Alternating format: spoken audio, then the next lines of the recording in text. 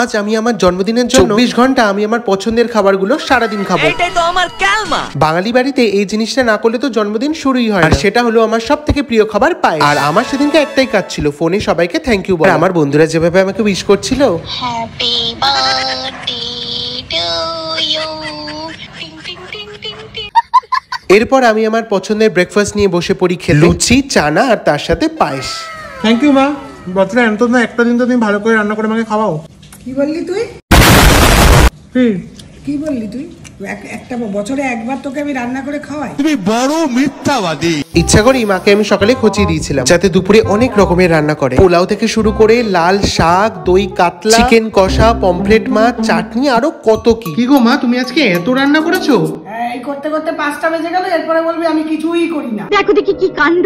দুপুরের এই এত রকমের রাজকীয় খাবার শেষ করে আমি সন্ধ্যাবেলা গেছিলাম আমার পছন্দের একটা পাঞ্জাবি রেস্টুরেন্টে। ভেবেছিলাম আজ মা বাবার টাকায় খাবো, কিন্তু ওরাই তো আমার টাকায় খাবে বলে এত খাবার অর্ডার করে। আসলে ফ্রিতে খেতে খেতে এমন অভ্যাস হয়ে গেছে না যে নিজের টাকার খরচা করতে ইচ্ছা করে। একের পর এক চিকেন ভর্তা থেকে শুরু করে বাটার নান, চিকেন কড়াই, খাবার এসেই যাচ্ছে। খাচ্ছিলামও মন ভরে, কিন্তু মাথায় তো একটা চিন্তাই ঘুরছিল, যদি খাওয়া খেয়ে টাকা না দিতে পারি তাহলে তো বাসন মেজেই বাড়ি যেতে হবে। তারপর অতি কষ্টে বিল মিটিয়ে বাড়ি এসেই দেখি বন্ধুরা কেক নিয়ে এসছে আমার জন্য। তবে এমন কেক এনেছে যেটা খুলতে খুলতেই ঠিক এরকম অবস্থা হয়েছিল। এই গিফট এনেছো তোমরা কেউ?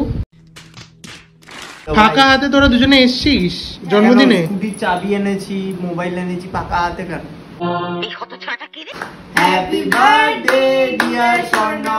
গিফট আনেনি বলে আমিও বলেছি ওদের খাওয়াবো, তাই তো ওরা ওদের আনার কেকটা খেয়ে বাড়ি চলে গেল। वाह क्या सीन है।